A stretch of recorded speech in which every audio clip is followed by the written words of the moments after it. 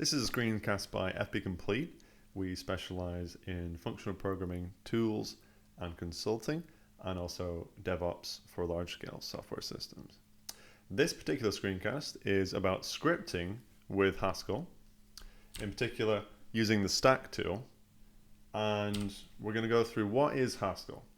It's a functional programming language which is quite popular. It's statically typed, it's cross-platform, it works on all the regular OSs. It can be both interpreted and compiled, so it can be easy to run but also compiled and really efficient. And it's got a lot of packages, so it's a very useful functional programming language. Stack is a build tool that we use for Haskell, which allows us to do reproducible builds, which means we always build with the same package, with the same compiler, and across different systems it still works. And in this case, it's also a scripting tool. And that's what we're going to demonstrate today. And what do we mean by a script? Normally when you think of a script, you think of these kinds of things: quickly written, unmaintained, a messy thing that you just throw away later, which are all fine, but let's think of the positives that you might get from a script.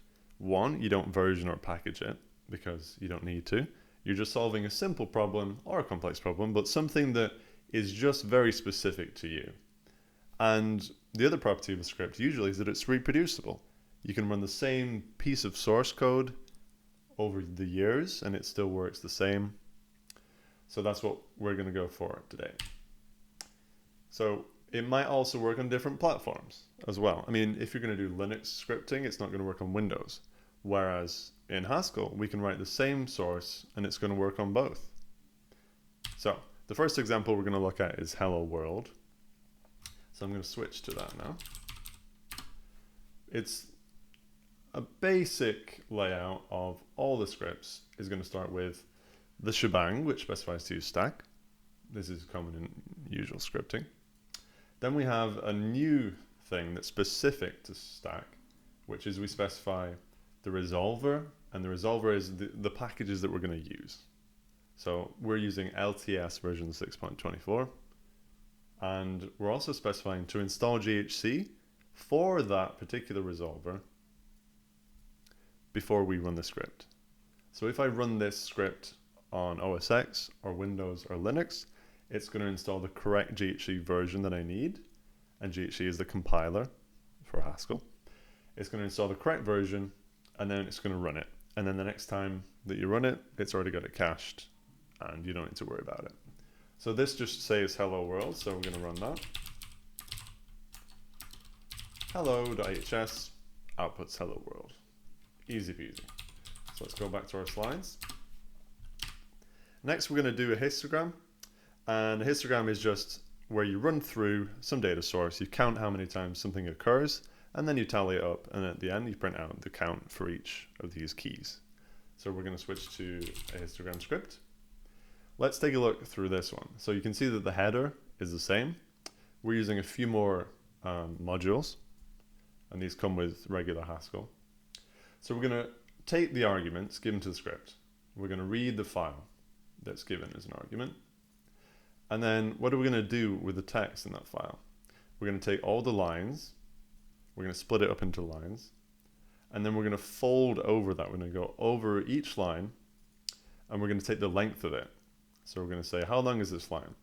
Then we'll take it, we'll insert it into a hash table with the number 1, or if there's already an entry for this that we've done in previous iterations, then we're just going to add those two together. So basically we're going to keep incrementing every time we see a line for this length. And then at the end, we're going to convert it to a list, and we're going to go over each element and print out the key and the value. So let's take a look at that. So we can do histogram on user share dict, and we can use the words. And what do we get? Well, that's quite an interesting output. There are quite a few words that are 10 to 11, sort of 7 to 12. There's quite a lot there. That's interesting. So I'm not sure that I'm reading this right. So let's sort the output by, comparing the second field, which is the length. And I'm going to import data.ord, which I'm using with comparing there. So I imported another module. And I would like it in reverse order, so I'll just flip the order of that. So we can see the most is number 9, 10, 8, 11, 7. So between 7 and 12 are the most common lengths for a word in this dictionary. Interesting. Let's go back to our slides. And finally, we're going to check out fsnotify, which is a Haskell package for notifying you of events in a file system, which is a common scripting task you might want to do. So we're going to take a look at that. So here is a bit more stuff going on in the header. You can see that we have a package specified because we're using that package. And it's going to make sure that it's going to install the version for this resolver. Remember, a resolver is a set of packages. And so it's going to install the right version that's going to work with this compiler and is going to work with everything else that we might use. So we've imported it here. And how does it work? So you get a manager, which manages a set of jobs. A job is something that you are doing to watch the file system. So in this case, we're going to watch the current directory specified here. We're not going to do any kind of filtering, so the predicate is just constantly return true. Easy peasy. And then the action that we're going to perform when something changes is just to print out what happened. So we're going to take a look at that. And we're going to open two separate scripts, shells. So we've got one there and one here. So let's run fsnotify.hs. That one's running. Now, if we create a new file here, we can see up here that it was added, which is great. You can just keep doing that, etc. And once we're done, we just close the script. And you can see all I did was import a library, which is cross-platform, works on Windows, OS X, Linux. Write the same code, and it's going to work now, and it's going to work in the future, because this resolver, this set of packages, is always going to be available years down the line. So I don't have to do any maintenance about the package versions that I'm using or anything like that. This code is not going to bit rot. So let's go back to our slides.